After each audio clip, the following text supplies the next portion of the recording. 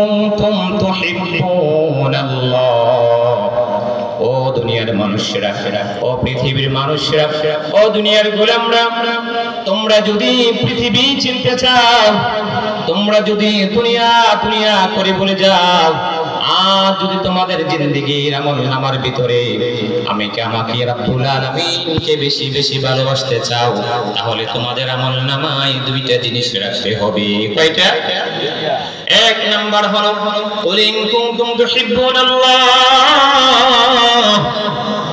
কেউ যদি আমি আল্লাহকে ভালোবাসতে চাই, কেউ যদি আমি আল্লাহকে সরাসরি পেতে চাই, তাহলে তারা যেন ফাত্তাবিউনি ইউহিব্বুকুমুল্লাহ,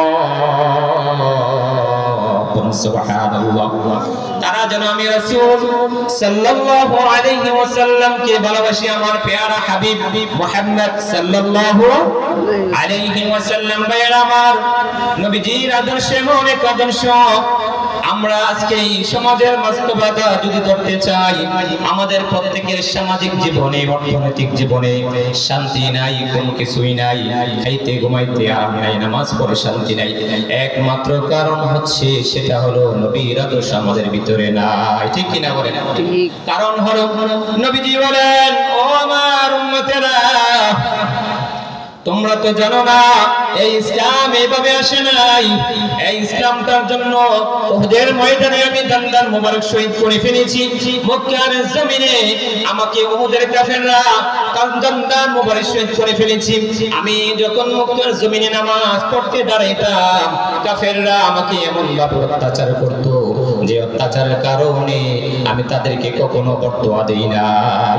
ভাইয়ারা আমার, বিশ্ব নবীজি মুহাম্মদ সাল্লাল্লাহু আলাইহি ওয়াসাল্লাম যখন নামাজে দাঁড়াইতেন, আরবের কাফেররা কি করত জানেন কিনা? ওটের নারী বুড়ি পচাগুলা বিশ্ব নবীজির কাঁধের মোবারকে জড়িয়ে দিতেন। বলেন নাউজুবিল্লাহ। কারণ হচ্ছে, নবীজি যদি মারা যায়, ইসলাম নামক কোনো জিনিস থাকবে না। এইজন্য আরবের কাফেররা বারবার চায়, নবী যদি ধ্বংস হয়ে যায়, ইসলাম ধ্বংস হয়ে যাবে। আল্লাহ রাব্বুল আলামিন সূরাতুল বালাদে জানিয়ে দিয়েছেন, ওয়া হাদাইনাহুন নাজদাইন। রাব্বুল আলামিন জানিয়ে দিয়েছেন, বান্দারে, তোমাদেরকে আমি দুইটা জিনিস, দুইটা পথ দিয়েছি। ওয়া হাদাইনাহুন নাজদাইন। এর আগে আয়াতে বলে দিয়েছেন, আলাম নাজআল লাহু আইনাইন ওয়া লিসানান ওয়া শাফাতাইন। আল্লাহু আকবার। রব্বুল আলামিন বলে দিয়েছেন, বান্দারে, তোমাকে আমি হাত দিয়েছি, তোমাকে আমি চোখ দিয়েছি, তোমাকে আমি নাক দিয়েছি, জবান দিয়েছি, শুধুমাত্র আমি রব্বুল আলামিনের ইবাদত করার জন্য। সুবহানাল্লাহ। এই যে আমাদের হাত, এই যে আমাদের চোখ, এই যে আমাদের মুখ, এই যে আমাদের জবান, এই জবান দেওয়ার মালিক কে? জোরে বলুন কে? আল্লাহ। কে? আল্লাহ বলেন, বান্দারে, দুনিয়ার যত আপদ বিপদ থাকবে, যত কিছু থাকবে, আর তুমি যখন বলবা হাসবুনাল্লাহু ওয়া নি'মাল ওয়াকিল, সুবহানাল্লাহ। আল্লাহ বলেন, হাসবুনাল্লাহু ওয়া নি'মাল ওয়াকিল, নি'মাল মাওলা ওয়া নি'মাল নাসির। এই আয়াতগুলো যখন আপনি মনে মনে করবেন যে আল্লাহ আমার জন্য যথেষ্ট। কে যথেষ্ট আমার জন্য? আল্লাহ। জীবনে অনেক বাধা বিপত্তি আসবে, অনেক কষ্ট আসবে। ইমানদারের সর্বপ্রথম হচ্ছে, তারা কষ্টের ভিতরে তারা আল্লাহকে চিনবে, তার রাসূলকে চিনবে। ঠিক কিনা বলেন? এইজন্য রাব্বুল আলামিন বলে দিয়েছেন, ইন্না মা'আল উসরি ইউসরা, ইন্না মা'আল উসরি ইউসরা।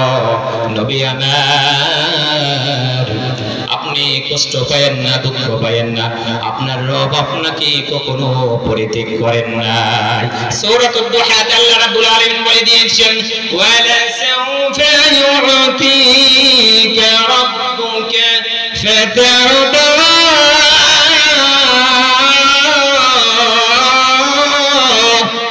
আল্লাহু আকবার।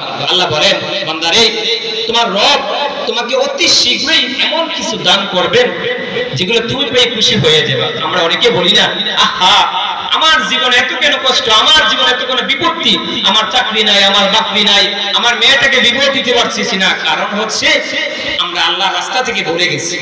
আমরা শুনি কিন্তু মানি না। ছেলেটাকে মাদ্রাসা পড়াই ঠিক আছে, কিন্তু কেন পড়ে?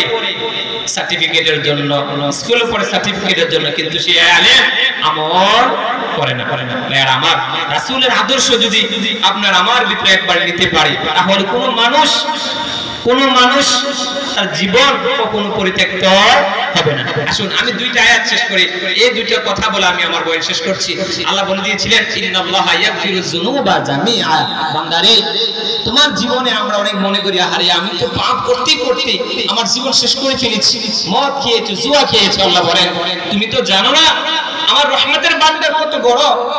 বান্দা যখন 60 বছর 70 বছর জিন্দেগিতে গুনাহ করতে করতে যখন দিশাহারা হয়ে যায়, আর যখন মসজিদের এক কোণায় এসে বলে, আল্লাহ আমার মতন গুনাহগার আর এই জমিনের ভিতরে কেউ নাই, আমার ছেলেটা কথা শুনতেছে না, আমার মেয়েটা কথা শুনতেছে না, হে রব্বুল আলামিন আমি এমন এক রবের ইবাদত করি, আপনি তো বলে দিয়েছেন বান্দারে তোর যত কিছু আপদ বিপদ যত কিছু থাকুক না কেন, তুমি যখন আমি রব্বুল আলামিনের কাছে সুপর্দ করে দিবা, সকল কিছু আমি রব্বুল আলামিন সমাধান করে দিব।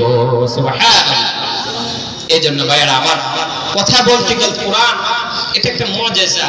যার জীবনে কোরআন আছে তার জীবন পরিবর্তন আছে, ঠিক কিনা বলেন?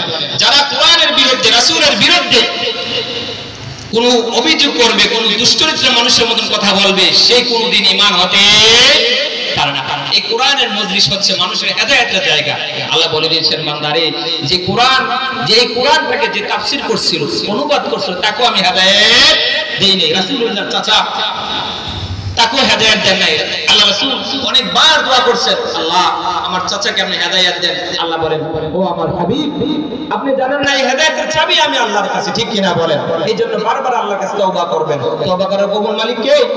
আল্লাহ। আল্লাহ রাব্বুল আলামিন আপনাদেরকে এবং আমাকে সেই কথার উপর যে কথাগুলো বলছি, সামান্য কথা বলার পর আমাকে আপনাকে ঈমান এবং আমল করার তৌফিক দান করুন, বলে আমিন। ভাইয়া আমার একটা শেষ কথা বলে আমার বক্তব্য শেষ করছি, সেটা হচ্ছে নামাজ ছেড়েন না। বিশ্বাস করেন 60 বছর 70 বছর গুনাহ করছেন, নামাজটাকে ছেড়েন না। নামাজ যতদিন ধরবেন শান্তি পেয়ে যাবেন। একটু রেগুলার মন দিয়ে নামাজটা পড়েন, আল্লাহকে সিজদা দিয়ে বলেন, আল্লাহ আপনি ছাড়া আমার আর কেউ নাই, আমি যত কিছু করছি তুমি তো বলে দিয়েছো, তুমি আমাদের একমাত্র প্রভু, একমাত্র রাস্তা কে? আল্লাহ। আল্লাহ রাব্বুল আলামিন আপনাদেরকে আমাকে বুঝদান করো। মা আলাইনা ইল্লাল বালাগ। আসসালামু আলাইকুম ওয়া রাহমাতুল্লাহি ওয়া বারাকাতুহু।